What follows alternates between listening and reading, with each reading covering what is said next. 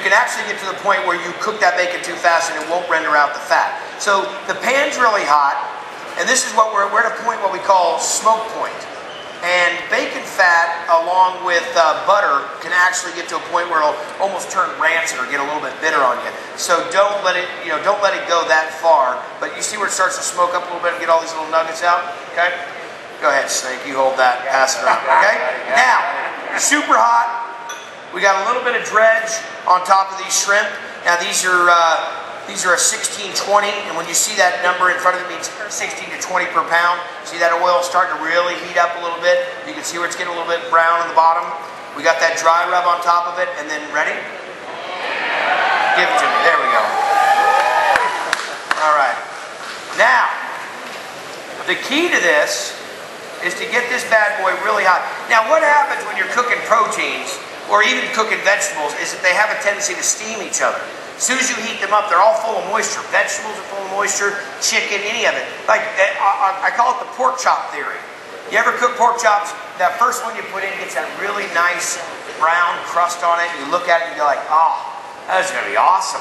Then you put the second one in, the third one. By the time you get the fourth one in and you start looking at them and you go, well, wait a second, what happened? Well, you got two things taking place. One, you really cool down the pan. So using a good thick pan helps it retain its own heat. But the second piece about it is that when they cook, you see all that coming off right here? All that steam? That they start to steam each other. So they'll cook themselves through steam faster than they'll cook themselves in the pan. So the idea is not to put too much in a pan or too small of a pan or a pan that doesn't have enough of its own residual heat. How was that for a bunch of blah, blah, blah, blah, blah? But see how I opened that shrimp up like that? See how I took it all the way down almost to where it's in half? It's called butterflying the shrimp. What that does for you is it gives you a chance to cook all the edges. See, did you almost fall? That would have been so awesome. Just took a digger. Hey, were you over at Shelby's place? Yeah, what happened? That dude with the long hair fell right off. Stabler almost fell off his chair laughing. Okay. Anybody a Raider fan? Anybody want to eat? I thought you were a Raider fan. Okay. Okay, so you see what's going on with these shrimp? They're starting to curl up. Can you get in here and not fall in it? So these are starting to curl up a little bit. Looking good. Oh, don't they smell fantastic? Now the great thing about this dish is you can take this dish a couple different directions. You can take it into a pasta. We're going to do it as a sandwich today. You've got a lot of different options. Shrimp works so well. Now, I could go anywhere with this. I could throw a little ham into this, a little prosciutto. I could add some chicken, some sausage.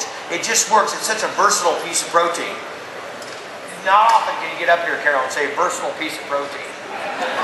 Okay? Now, shot over my head. All right. So look at that. So I got those all done up. Got a nice little crust on them. Look at, tell me that doesn't look like a big old slick. Huh? Put on your 3D goggles.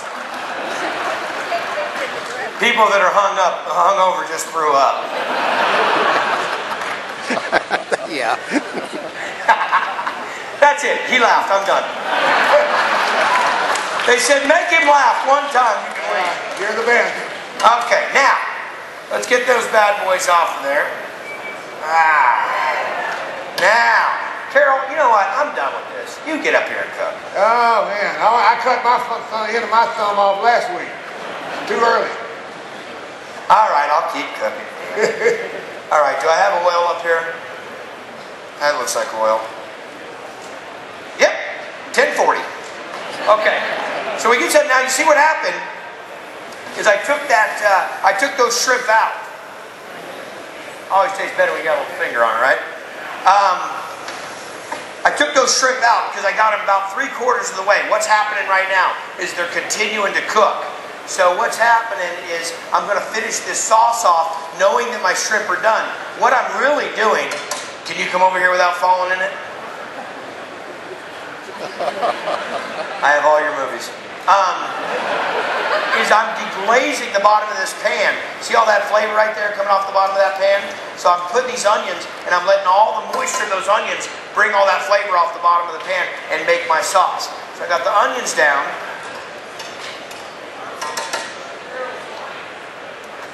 Hell yeah, give me some of that wine. Yeah, there we go. And hurry with it. Okay. Okay, so I got the onions down.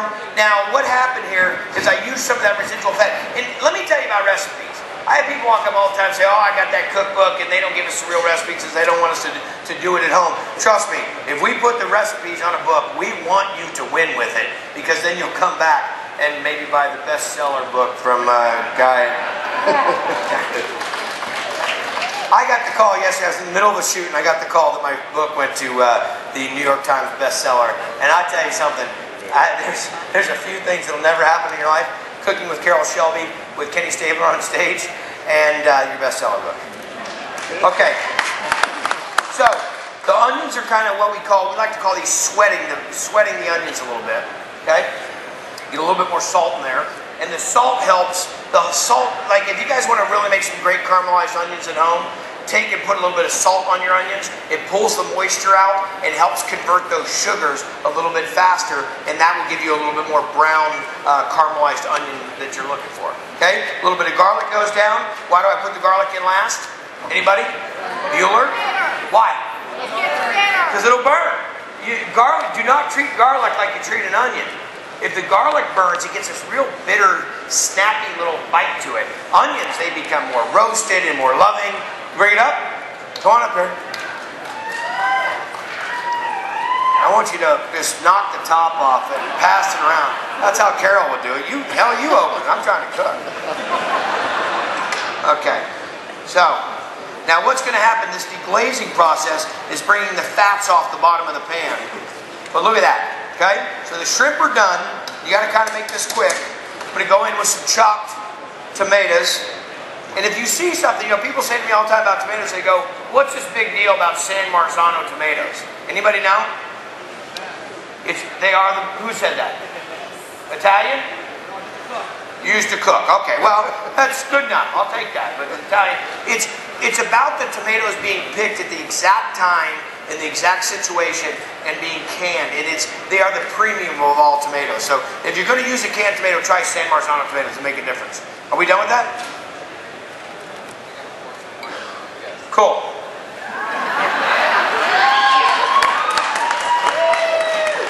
That's good wine. It is. I learned that from Kenny. Yeah. Okay, so now, here's what I want you to look at. Now look at this. This is the trick. Whenever you have a chance to cook everything in one pan, here's where you want to go with it. Take a look at this. Come over here, Captain Camera. See that? See nothing stuck on the bottom of the pan? That deglazing brought all of that flavor off the bottom of those shrimp. Because people would say, well, why don't you cook it in two different pans? Because the reality of it is everything that was going on with those shrimp is gone now. You know, you just leave it in the pan. When you do this process, it's all incorporated into the flavor of the sauce. Okay, so that, we hit a little bit of basil. Hit a little bit of Italian parsley. That Italian parsley, I'm going to tell you something, that or cilantro are two of the most flavor-enhancing pieces that you can put together with food. Y'all have fun? All right, thanks. Okay. Even though I hit it with the red wine, I'm going to hit a little white wine in there. Look at that, reduce down a little bit, cook those tomatoes up. Hang out with Kenny Stabler, you can start calling them tomatoes. Carroll, what do you think? Are you handing out? Carroll, it's not a kegger. Gotta get the people drunk. The cross branding of our attitudes is really.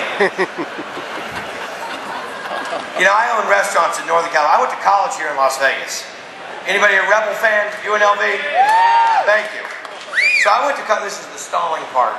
I went to college here in Las Vegas, and if you would have ever told me I couldn't even get in SEMA, okay? I don't know who you guys scalped your tickets from.